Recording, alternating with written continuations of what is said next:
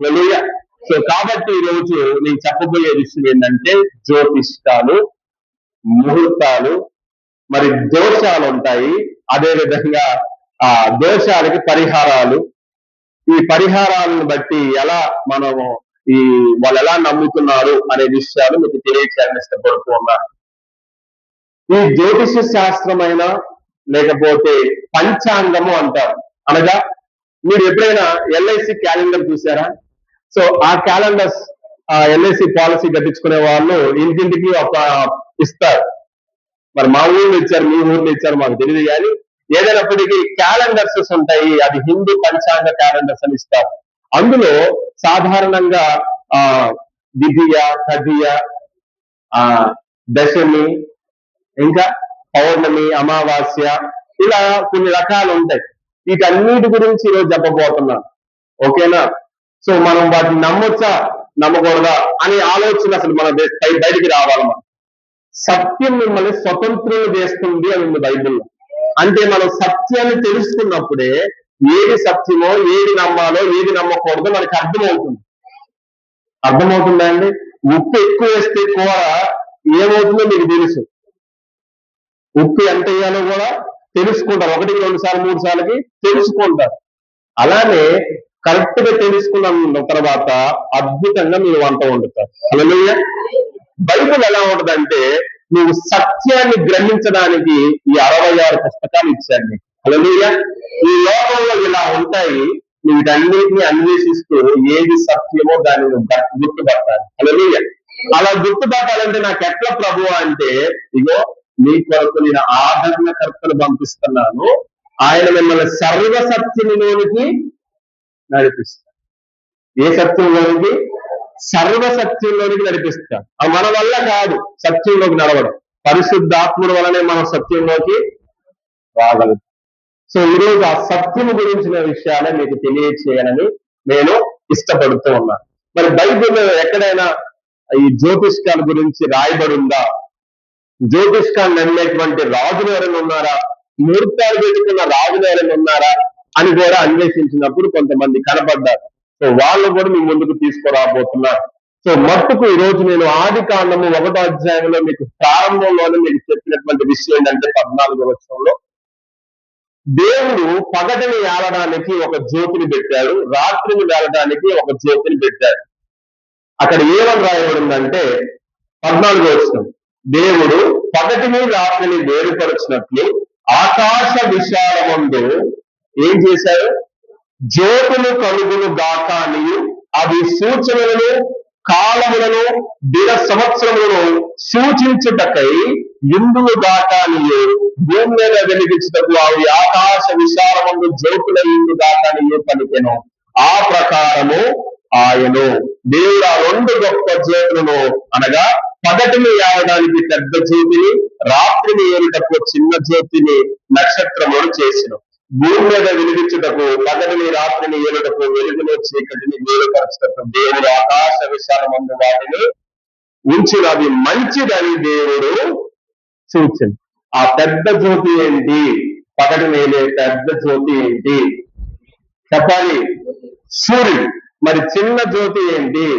చంద్రుడు. మందికి అందరూ బాగా తెలుసు. అయితే ఓకేగా, ఇది ఎవరు సృష్టించారు చెప్పాలి? దేవుడే సృష్టించారు. ఈ జ్యోతులను ఆధారం చేసుకొని పుట్టిందే జ్యోతిష్కము. అర్థమైందా? ఈ జ్యోతులను ఆధారం చేసుకొని పుట్టిందే జ్యోతిష్కం అనగా మనుషులు కల్పించినటువంటి జ్యోతిష శాస్త్రం. దీన్ని ఎలా ఆధారం చేసుకున్నారంటే ఈ సూర్యుడు, చంద్రుడు, నక్షత్రాలు, నవగ్రహాలు వీటిని ఆధారం చేసుకొని వీటి ప్రభావం వల్ల మనుషుల జీవితాలు మారుతాయని వాళ్ళ నమ్మకం. అందుకోసమే గ్రహాలు ఆగ్రహిస్తున్నాయి ఉంటానంటే, సో అలా ఆగ్రహిస్తున్నాయి కాబట్టి నీ జీవితంలో ఇలా జరుగుతుందిరా అని అంటారు వాళ్ళు. సో కాబట్టి వాళ్ళు ఏమంటున్నారు, వారు అలా మాట్లాడుతూ ఉండొచ్చు. కాకపోతే వీరు ఆధారం ఏమిటంటే ఈ జ్యోతులు. ఏంటి ఆ జ్యోతి అంటే? సూర్యుడు, చంద్రుడు, నక్షత్రములు, అదేవిధంగా నవగ్రహాలు. ఈ నవగ్రహాల యొక్క కదలికను బట్టి మనుషుల జీవితాలు మారతాయని వారి నమ్మకం. ఆ రోజుల్లో రాజుల దగ్గర జ్యోతిష్కుని పెట్టుకుంటారు. నెబుకద్నెజరు గారు ఆయన జ్యోతిష్కుని పెట్టుకున్నాడు. దానియేలు గ్రంథంలో కనిపిస్తుంది ఆ మాట. ఆయనకు ఒక కళ వచ్చిందంట, ఆ కళ మర్చిపోయాడంట. ఏంటండి? కళ వచ్చింది, కళ మర్చిపోయాడు. మర్చిపోయిన కళ ఎవరైనా చెప్పగలరా? సరే, నేను ఒక కళ కన్నాను రాత్రి, నేను మర్చిపోయాను, మిమ్మల్ని అడుగుతున్నాను, ఎవరైనా చెప్తారా? చెప్పండి. సరే, నీ కళ వచ్చింది, నీకు మర్చిపోయింది, నేను ఏమైనా చెప్పగలనా? చెప్పగలమా? ఎవరు కూడా చెప్పలేదు. ఇది సత్యం అంటారా? ఇది కరెక్ట్ అంటారా? ఓకే. రాజుగారు కోరుకుంటే దెబ్బలో ఓకే. మరి నెబుకద్నెజరు రాజుగారు కూడా కలగన్నాడు, పొద్దున్నే మర్చిపోయాడు. ఇది సాధారణంగా కళను మర్చిపోతాం ఎవరైనా, కానీ ఆయన కళ మర్చిపోతే తీవ్రంగా ఖండించాడు. నా కళ చెప్పండి అంటున్నాడు. నా కళ చెప్పండి అని జ్యోతిష్యులు పిలిచాడు, శకునగాండ్రు పిలిచాడు, మంత్రగాళ్ళు పిలిచాడు, అందరినీ పిలిచాడు, జ్ఞానులందరినీ పిలిచాడు.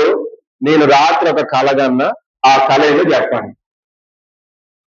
వామ్మరాజా, మీరేం కళ కన్నారో మాకేట తెలిసింది? మిమ్మల్ని ఎందుకు పెట్టుకున్నారు? మరి మీరు శకునులు చూస్తున్నారు, జ్యోతిష్కులు చూస్తున్నారు, సూర్యచంద్రులు లెక్కేస్తున్నారు, మనుషుల జీవితాలు ప్రభావితం చేస్తున్నారు. మరి ఆ యొక్క లెక్కలు బట్టి నాకు ఏం జరిగిందో రాత్రి మీరు చెప్పాలి. ఏమి చెప్పేసి ఏమి చెప్పలేము, మా వల్ల కాదు. అది దానియేలు గ్రంథం 2వ అధ్యాయంలో కనిపిస్తుంది. అప్పుడు నెబుకద్నెజరు గారు ఏమన్నారు తెలుసా? రాజుగారు అంటే ప్రపంచ వ్యాప్తంగా ఉన్న అందరూ జ్ఞానులు ఆడే ఉన్నారు. ఆయన ఏమన్నాడు తెలుసా? నేను ఆ టాపిక్ లోకి ఇంకా వెళ్ళటం లేదు, కానీ కొంచెం మీకు అవగాహన కల్పిస్తున్నాను. జ్ఞానులందరినీ చంపేయనన్నాడు. ఏమన్నాడు? జ్ఞానులందరినీ కూడా చంపేయండి. మరి ఎందుకు ఈ జ్యోతిష్కాలు, ఎందుకు ఈ మంత్రగాలు?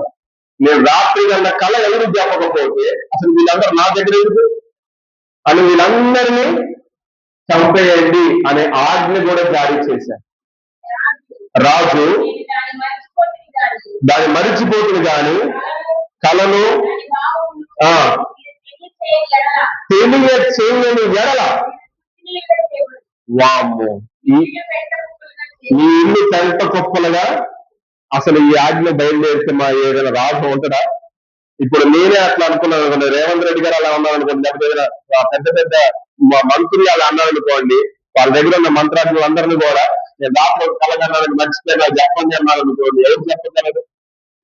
ఏ మనిషి కూడా చెప్పలేదు. కానీ అటువంటి సమయంలో ఒక నలుగురు కలిసి ప్రార్థన చేశారు. ఆ నలుగురు పేరు ఏంటంటే దానియేలు, షద్రకు, మెషకు, అబేద్నెగో. వీళ్ళు నలుగురు కలిసి రాజు మనం చంపబోతున్నాడు, కలిసి ప్రార్థన చేద్దాం పట్టండి, అసలు ఏం కళ వచ్చిందో మనం తెలుసుకుందాం. హల్లెలూయా. మన వల్ల కాదు ఇది, ఎవరి వల్ల ఇద్దో వాళ్ళకి ప్రార్థన చేద్దాము. రాజుగారి దగ్గరికి వెళ్ళి, రాజుగారు ఒక్క రోజు మాకు టైం ఇస్తారా, మేము ఆ కళ ఏంటో మేము కనుక్కుంటాము. సరే వెళ్ళండి, కళ మాత్రం చెప్పకపోతే మీ పని అయిపోయింది. సరే అని వెంటనే వచ్చారు. నలుగురు కలిసి చెయ్యి పట్టుకొని ప్రార్థన చేశారేమో. వాళ్ళు ప్రార్థన చేసిన తర్వాత ఆ బలి ఉంటుంది. ఆ మాట ఒకసారి చూద్దాం. ఆ మాట 16వ వచనము, 2వ అధ్యాయం 16వ వచనం.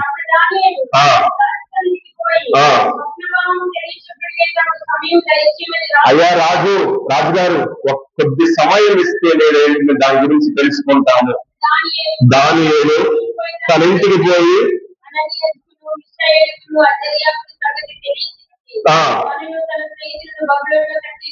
దాంతో కూడా నశింపకున్నట్లు ఆ కళ యొక్క మర్మ విషయంలో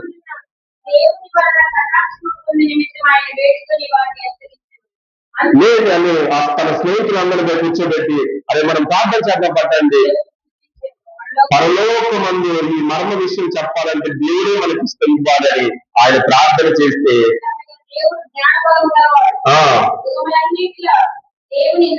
స్థుతినందులుగా అని చెప్పి ఆయన కాలములను సమయములను, ఇది అండర్లైన్ చేసుకున్నాం అందరూ, సమయములను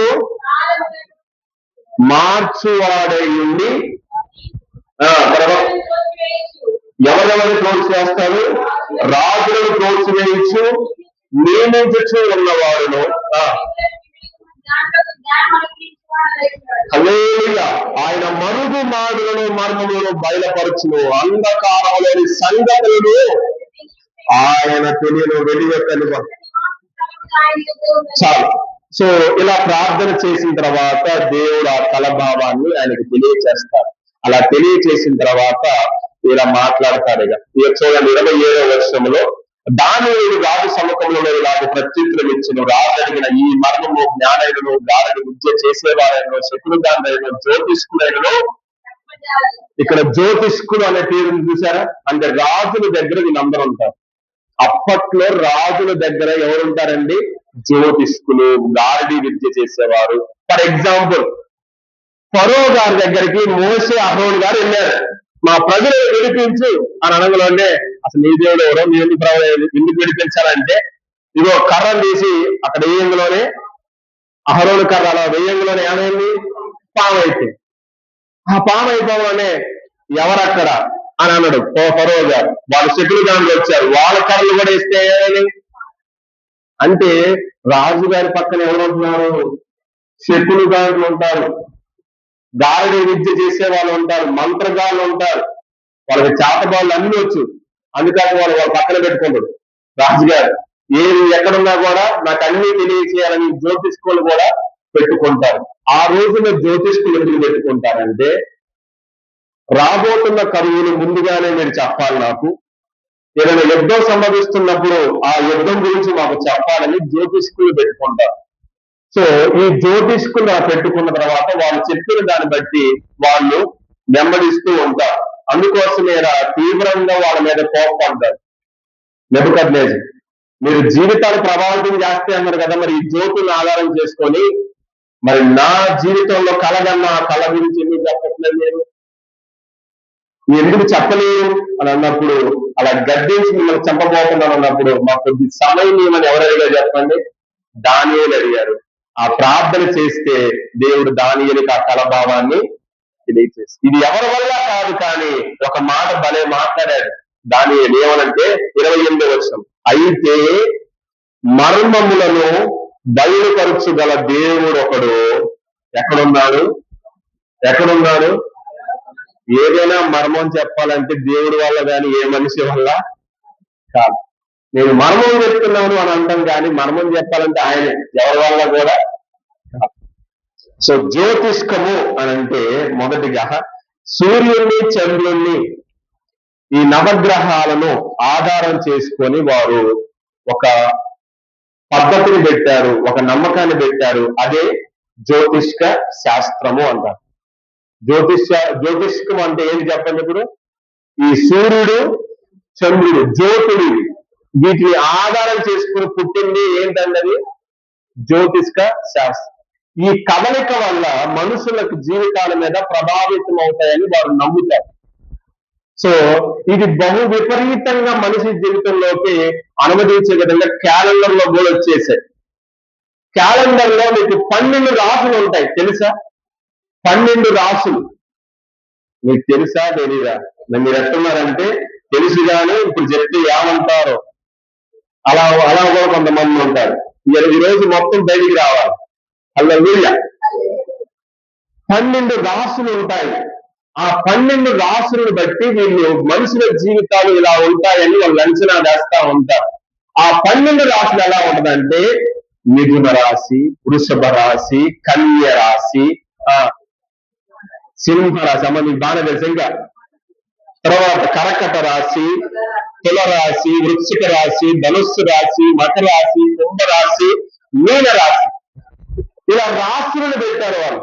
ఈ రాశులను ఆధారం చేసుకొని ఈ రాశులు, ఈ గ్రహాలు అధిపతులు ఉంటారు. అనగా ఒక నవగ్రహాలు చెప్పే కదా, ఆ నవగ్రహాల పేర్లు ఏంటో తెలుసా? ఒకటంట సూర్యుడు అంట, రెండోది చంద్రుడు, మూడోది కుజుడు, బుధుడు, గురుడు, శుక్రుడు, శని, రాహువు, కేతువు అంట. వీళ్ళు కనపడరు, కానీ కనపడితే నీడ, షాడో ప్లానెట్స్ అంట వీటి. అంటే వాళ్ళ ఆలోచనలు చెప్తున్నాను మీకు. ఈ 9 గ్రహాలు, సూర్యుడు, చంద్రుడు, కుజుడు అంట, బుధుడు, శుక్రుడు, ఆ తర్వాత శని, రాహువు, కేతువు, ఇలా 9 గ్రహాలు కూడా ఈ 12 రాశులను ఆధారం చేసుకొని మనుషుల యొక్క జీవితాలు ప్రభావితం జరుగుతాయి అని నమ్ముతున్నారు వీళ్ళు. మళ్ళీ చెప్తున్నాను, ఈ 12 రాశులను ఆధారం చేసుకొని, ఈ 9 గ్రహాలను ఆధారం చేసుకొని మనుషుల జీవితాలు మారతాయి, ఈ సమయంలో ఇది జరిగిద్ది, ఈ సమయంలో ఇలా జరిగిద్ది అని వారు లెక్కలు వేస్తారు. అందుకోసమే వాళ్ళు ఆధారం చేసుకునేది ఏంటంటే మనిషి పుట్టిన తేదీ, పుట్టిన సమయం, పుట్టిన స్థలం, ఈ మూడింటిని ఆధారం చేసుకొని జాతక చక్రం చేస్తారు. ఏం చేస్తారండి? జాతక చక్రం. పుట్టిన సమయం, పుట్టిన తేదీ, పుట్టిన స్థలం. ఇప్పుడు ఇండియాలో పుడితే ఇండియాలో ఎక్కడ పుట్టారు దాన్ని బట్టి స్థలం, అమెరికాలో పుడితే ఆ సమయాన్ని బట్టి ఆ సమయం, అట్లా జాతక చక్రం పెట్టి ఆ జాతకంలో ఆ యొక్క సమయానికి ఏ నక్షత్రం ఉంది, అశ్విని నక్షత్రం, మృగశిర నక్షత్రం, కార్తీక నక్షత్రం, శ్రావణ నక్షత్రం, ఇలా నక్షత్రాలు పెట్టుకొని ఈ నక్షత్రంలో పుట్టాడు అని ఈ నక్షత్రం పెడతారు, ఆ రాశిలో పుట్టాడని ఆ రాశిలో పెడతారు, అది ఈ గ్రహం అధిపతిగా ఉన్నాడని చెప్పి వాళ్ళ జీవితం ఇలా ఉండబోతుంది అని చెప్తారు. కొంతమంది వారు ఈ విశ్వాసం కాకుండా వేరే నమ్మే వారు, మిగతా విశ్వాసం ఎలా ఉంటుందంటే వేరే దేవుని నమ్మే వాళ్ళు పిల్లగాడు పుట్టంలోనే ఫోన్ చేస్తారు, వాళ్ళ సంబంధించినటువంటి బ్రాహ్మణయ్య గారికి ఫోన్ చేసి, అయ్యా మాకు అబ్బాయి పుట్టాడు లేకపోతే అమ్మాయి పుట్టింది, సమయము ఈ సమయము ఈ రోజు మరి ఎలా ఉందో చెప్పండి అని అడుగుతారు.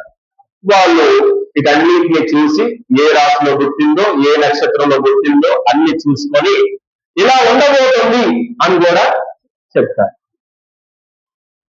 వినలేదా ఎప్పుడు ఈ మాటలు? అయ్యా దుర్ముహూర్తంలో పుట్టింది కాబట్టి మీరు పూజలు చేయాలి, దుర్ముహూర్తంలో పుట్టింది కాబట్టి ఇలా మీరు యజ్ఞం చేయాలి అనంటారు. దుర్ముహూర్తంలో పుట్టింది కాబట్టి ఫలానా దగ్గరికి వెళ్ళి ఎలా మీరు మొరగాలి అని కూడా చెప్తారు. అది వారి నమ్మకం, గుర్తుపెట్టుకో. సో చాలా మంది క్రైస్తవులు ఈరోజు చేసేటువంటి ఆలోచనలు ఇవి ఉన్నాయి. తెలంగాణ పుట్టంలో ఫోన్ చేయడం, ఎట్టుందో చెప్పండి అనడం, ఏదో ఒకటి వాళ్ళు కొద్దిగా 5 నిమిషాలు ఏదో జరిగింది అంటారు, ఏంటది ఏమన్నా ఆగేదా? ఇంకోటి విన్నానండి నేను, అదేంటంటే వాళ్ళు రోజులు సెలెక్ట్ చేసుకుని వెళ్తున్నారు.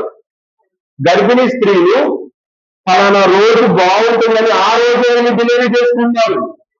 నేను వాళ్ళలో చూశాను, నేను అది బహు ఆశ్చర్యమైన సంగతి అది నాకు ఇంకా ఉన్నారు, నేను చూశాను. ఈ రోజు బాగుంటుందని వాళ్ళు అడిగి ఆ రోజే వెళ్ళి డెలివరీ కూడా, ఆ డెలివరీ చేసిన వాళ్ళు కూడా డాక్టర్స్ అమ్మ ఒక రోజు చూసుకొని రాండి, ఏది మంచిగా రోజు చూసుకొని, ఇప్పుడు ఈ నైట్ నొప్పులు వచ్చినాయి అంతే అంటదామా, మంచి రోజు చేద్దాంలే అమ్మా అని అంటదా? చెప్పండి, ప్రసవ వేదన ఎప్పుడు వచ్చిందో, నొప్పులు ఎప్పుడు వస్తాయో వాళ్ళు చెప్పగలరా? నవమాసాలు నిండిన తర్వాత అది ఏ క్షణమైనా నువ్వు ఆరోగ్యం కావాలి, ఆరోగ్యం కావాలన్నా ఆగదు. సో నువ్వు ఆపాలన్నా ఆపలేదు. సో అలా కొంతమంది నిర్ణయించుకొని కూడా చేస్తున్నారు. ఇది మనం తప్పు అనడం లేదు, కానీ అది వారి నమ్మకం, అలా వారిని ప్రేరేపిస్తున్నారు వాళ్ళు. కానీ ఇది కాస్తగా ఈ చూపును మనం వారి వైపు చూస్తున్నప్పుడు అలా చేస్తే బాగుండేదేమో అని ఆలోచన వస్తుందంట క్రైస్తవుడు. ఏమో నా పిల్లగారు పుట్టినప్పుడు అసలు ఎలా ఉంటుందో ఒకసారి అడుగుదాం అని ఆలోచన వస్తుందంట కొంతమందికి. ఏమో పిల్లగాలు పుట్టడం లేదు, ఒకసారి పోయి అడుగుదాం అని ఒక ఆలోచన వస్తుందంట కొంతమందికి. పిల్లగాడు కూడా మంచి దిశలో పుట్టాలని, మంచి సమయంలో పుట్టాలని అయ్యాళ్ళకు తెలియకుండా, ఏ అయ్యాళ్ళకు తెలియకుండా చెప్పండి, తెలియకుండా చాటుగానే వ్యవహారాలు రహస్యములు బయలుపరచబడక కోడి బైబిల్ ప్రకారం అయితే నువ్వు ఎంత దాచినా ఆగేది ఉండదా. ఒక రోజు మొత్తాన్ని బయట తీసుకొస్తాడు, దుమ్ము దులిపేస్తాడు దేవుడు. హల్లెలూయా, హల్లెలూయా. ఈరోజు మీకు ఎందుకు ఈ విషయాలు చెప్తున్నానంటే అది వారి నమ్మకము, వారు నమ్ముతున్నటువంటి మనుషులు, వెంబడిస్తున్న మనుషులు కూడా చెప్పే దాన్ని బట్టి వారు నమ్ముతున్నారు. కానీ మీరు నమ్ముతున్న దేవుడు ఈ సృష్టిని సృష్టించిన సృష్టికర్త. హల్లెలూయా. వారు ఆ జ్యోతులను నమ్ముతున్నారు. ఆ జ్యోతులను సృష్టించిన దేవుడు మీరు నమ్ముతున్నారు. వాళ్ళెక్కడ, మీరెక్కడ? హల్లెలూయా. మళ్ళీ చెప్తున్నారు, ఈ జ్యోతులను సృష్టించిన ఆ సృష్టిని నమ్ముతున్నారు వారు. ఈ జ్యోతులను సృష్టించిన సృష్టికర్తను మీరు నమ్ముతున్నారు. ఇది దేవుడు చేశాడని నిండా చదివించానా? దేవుడు చేశాడని చెప్పానా లేదా? అంటే ఈయన మనకి ఇంత గొప్ప దేవుడైతే సూర్యుడు చంద్రుడే ఆయన చూపిస్తున్నారంట. ఇందాక మీకు చదివిన 148వ కీర్తనలో 3-4 వచనంలో సూర్య చంద్ర నక్షత్రములారా ఆయన స్తుతించండి. సూర్యుడు చంద్రుడు ఆయన స్థుతిస్తుంటే నువ్వు ఏం చేస్తున్నావు? మళ్ళీ కొంతమంది పొద్దున్న స్నానం చేసి పెడతారు. దేనికి పెడుతున్నారు? సూర్య నమస్కారము. నేనేమన్నానంటే ఆ సూర్యుని సృష్టించిన సృష్టికర్తగా పెట్టా అంటున్నాను నేను. అందరిగా నీ మొక్కుబడులు కానీ, నీ సాగిల పట్టలు కానీ వాటిని సృష్టించిన సృష్టికర్తకు. ఈరోజు నేను చెప్పాలనుకున్న ఒక మాట ఏంటంటే, ఈ జ్యోతిష్కము నమ్మేవాళ్ళు ఉన్నారు. అది వారి విశ్వాసము, వారు నడుపుతున్నటువంటి ప్రయాణం. కానీ దానికి నీకు సంబంధము ఏమిటి? అంతే కదండి, దానికి నీకు సంబంధము ఏమిటి? ఒకవేళ కరెక్ట్ సమయంలో పుట్టకపోతే వాళ్ళంతా రాహువుకి కేతువుకి పూజలు చేయాలి. ఏం చేయాలి? రాహువుకి కేతువుకి పూజలు చేయాలి. ఎందుకంటే వాటి వలనే ప్రజలకు దోషాలు కలుగుతున్నాయంట. వాళ్ళు ఏం చెప్పారంటే చాలా మంది మంగళవారం రోజు పని చేయరు, పనులు ప్రారంభించరు. తెలుసా మీకు ఎందుకు ప్రారంభించరు మంగళవారం రోజు? అది మంగళవారం కాబట్టి. చెప్పండి, మంగళవారం రోజు ఎందుకు ప్రారంభించారంటే ఆ రోజు కుజుడు అనే ఒక గ్రహం అంట ఏడుబడి చేస్తా ఉంటుందంట. అందుకోసం ఆ రోజు ఏ కార్యక్రమం మొదలుపెట్టినా జరగదు అనేటువంటి ఆలోచన పెట్టారు. అందుకోసం అది నానాడు అందరికీ ఏమైపోయిందంటే మంగళవారం ఏ పని, ఒకవేళ పెళ్లి చేద్దామన్నా పటాపంచలు అయిపోయింది, విడాకులు అయింది, లేకపోతే ఏదో గొడవలు అయింది, ఏదో సమస్యలు వస్తాయి. మీరు ఒక మాట చెప్పొచ్చు మీ అందరికీ, ఎగ్జాక్ట్ టైం ముహూర్తం అన్ని కరెక్ట్ జరగం. అసలు వాళ్ళ జీవితంలో ఎప్పటికీ అనారోగ్యం రాదంటారా? చెప్పాలి, అనారోగ్యం రాదంటారా? వాళ్ళ సర్టిఫికెట్ ఇవ్వగలరా? నేను పెట్టిన ముహూర్తం తర్వాత వాళ్ళ జీవితంలో, వాళ్ళ పెళ్లి వివాహ జీవితంలో ఏ నాడు వాళ్ళకి అనారోగ్యం రాదు. వాళ్ళ ఆయనకి ఏం కాదు, వాళ్ళ ఆమెకి ఏం కాదు, వీళ్ళ పిల్లగాలు చక్కని పిల్లగాలు కొడతారు. అన్ని అదే కదా చెప్పేది, భవిష్యత్తు కదా చెప్పేది. ఎగ్జాక్ట్ గా జరిగిద్ది అంటారా? అది ప్రిడిక్షన్ అంటారు దాన్ని. అంటే భవిష్యత్తును ఊహాజనకంగా వాళ్ళకి అందిస్తూ ఉంటారు. జ్యోతిష్కాలు ఎందుకు నమ్ముతున్నారంటే చాలా మంది భవిష్యత్తులో జరగబోయే విషయాన్ని ముందే చెప్పడం. జ్యోతిష్కం అంటే ఏం చెప్పండి? భవిష్యత్తులో జరగబోయే విషయాన్ని ముందే చెప్పడం. నువ్వు ఎలా ముందు చెప్పగలుగుతున్నావంటే ఆ గ్రహాల వల్ల చెప్పగలుగుతున్నాను అంట. ఈ గ్రహాల వల్ల నేనేం చెప్పగలుగుతున్నాను? భవిష్యత్తులో జరగబోయే విషయాన్ని చెప్తున్నాను. సోదగాండ్రి పని ఏంటి మరి? సోదగాండ్రి వాళ్ళ భాష భలేగా ఉంటుంది. ఏంటిదని దాన్ని ఒక వే ఆఫ్ టంగ్ ఉంటుంది ఆ మాట. సోద చెప్తామమ్మా సోదే అని, ముందు చెప్తాము, జరగబోయేది చెప్తాము, సంథింగ్ ఏదో అంటారు. సరే నాకు తెలియదు కానీ అంత ఆ పరిభాష నాకు రాదు. కానీ ఏదైనప్పటికీ చెప్తారమ్మా, చెయ్యి చూపించమ్మా అని అంటారు. మరి ఆ పురుషులకి కుడి చెయ్యో ఎడం చెయ్యో ఏదో ఒక చెయ్యటి చూపిస్తారు. మీరు ఆ చేతిని బట్టి వాళ్ళు ప్రెడిక్షన్ చేస్తారు. అంటే జరగబోయే విషయాన్ని ముందే చెప్తారు. నీకు ఇలా జరగబోతుందయ్యా, నీకు ఇలా ఉండబోతుందయ్యా అని ప్రతిదీ కూడా చెప్తూ ఉంటారు. కానీ అది కొన్నిసార్లు జరిగింది కూడా, కొన్నిసార్లు జరిగింది. ఎందుకంటే సాతాను వాళ్ళని నమ్మిస్తారు, భ్రమపరుస్తారు. బైబిల్లో ఏమో తెలుసా? వెలుగుతున్న వేషం వేసుకుంటారంట. ఏర్పరచబడిన వారి సైతం మోసపరిచే ఆలోచన ఎవరికి ఉందండి? 100కి 100% జరగదు. కానీ వాళ్ళు ఫ్యూచర్ అనగా జరగబోయే విషయాన్ని ముందుగానే చెప్తారు. ఎందుకంటే మా కుటుంబంలో కూడా చాలాసార్లు మా బాబాయ్ గారు జరగబోయే విషయాలు నా సోదరులను అనేక సార్లు చెప్పించుకున్నాను. నేను ప్రభుత్వ ఉద్యోగం వచ్చిందయ్యా, ఇది వచ్చిందయ్యా, అది వచ్చిందయ్యా, నువ్వు 70 సంవత్సరాలు బతుకుతావయ్యా, నేను అన్ని చెప్పాను. కానీ ఉద్యోగం వచ్చింది, అన్ని బాగుంది, కానీ 70 సంవత్సరాలు పైబడి నువ్వు జీవిస్తావయ్యా అని చెప్పాను. మరి ఆ ప్రొడిక్షన్ ఇప్పుడు ఏమైంది? నెరవేరలేదు. అదే చెప్తున్నాను, కొన్ని జరుగుతున్నాయి, కొన్ని జరగదు. నేనేమన్నానంటే జరగబోయేది భూత వర్తమాన భవిష్యత్తు కాల దేవుని నేను నమ్ముతున్నాను. హల్లెలూయా. జరగబోయే సంగతులను తెలియజేయగలిగిన వారు ఒకే ఒక్కరు, ఆయన ప్రభు అయిన యేసుక్రీస్తు. అంధకారంలోని సంగతులను కూడా ఆయన, అసలు మీకు ఏది కావాలన్నా ఆయనే చెప్పాలి. హల్లెలూయా, హల్లెలూయా. బైబిల్ ఇంకొక మాట ఏంటంటే, రేపటి దినం గురించి చింతపడమాకండి, రేపేమి సంభవించిన మీకు తెలియనా? కొంతమంది ఏంటంటే పలానా రోజు సోదరుంది, అయ్యగారు చెప్పారు గృహప్రవేశం చేసుకోమన్నారు. ఏ అయ్యగారు చెప్పారు? ఇక్కడ మన పెద్ద తలకాయ అవుతుంది. ఏ అయ్యగారు చెప్పారు? దేవుని అయ్యగారు చెప్పారా, లేకపోతే వేరే అయ్యగారు చెప్పారా? అయ్యగారులో 2 రకాలు ఉన్నాయమ్మా. ఒకటి బేతనయ్య చెప్పారా, దేవుని నమ్ముతున్నటువంటి, దేవుని నడిపించేస్తున్నటువంటి ఏ అయ్యగారు చెప్తారు? ఎవరు చెప్పారు? ఈ రోజు బాగుందని చెప్పడంలో ఎవరు చెప్తున్నారు? సో ఇది ఆలోచించాలి మీరందరూ కూడా. క్రైస్తవులకు ప్రతిరోజు మంచి రోజే. హల్లెలూయా. మళ్ళీ చెప్తున్నాను, క్రైస్తవులకు ప్రతిరోజు. నేను అనుకుంటాను, ఒకవేళ మంచి రోజు కాదన్నాం ఒక రోజు, సరే మంగళవారం ఎట్లా డిసైడ్ అయ్యాక కాసేపు ఆ మంగళవారాన్ని మంచి రోజు కాదనుకున్నాం. నేను అంటాను, ఒకవేళ ఆ రోజు మంచి రోజు కాకపోతే సూర్యుడు రాకూడదు, చంద్రుడు రాకూడదు, గాలి రాకూడదు. ఏం రాకూడదు? గాలి కూడా రాకూడదు. గాలి రాకపోతే ఎంతమంది ఉంటారు ఈ భూమి మీద? ఐసీయూలో ఉంటారు అందరూ. ఆ రోజు డాక్టర్లు కూడా పనిచేయకూడదు నా దృష్టిలో. ఎందుకంటే ఆ రోజు మంచి రోజు కాదు. మంచి రోజు కాదన్నప్పుడు ఆ రోజు సూర్యుడు రాకూడదు, చంద్రుడు రాకూడదు, డాక్టర్లు ఉండకూడదు, అసలు ఎవరు ఉండకూడదు. ఊపిరి కూడా, ఆక్సిజన్ కూడా, ఏది ఎక్కడ కూడా ఏ పని. అంతే కదండి. మంచి రోజు కాదంటే మరి చెడ్డ రోజు అంటే చెడ్డ రోజు, అన్ని చెడ్డగానే జరగాలి. అవునా లేదా? మంచిది ఏది జరగకూడదు, అందుకని దాన్ని చెడ్డ రోజు అంటారు.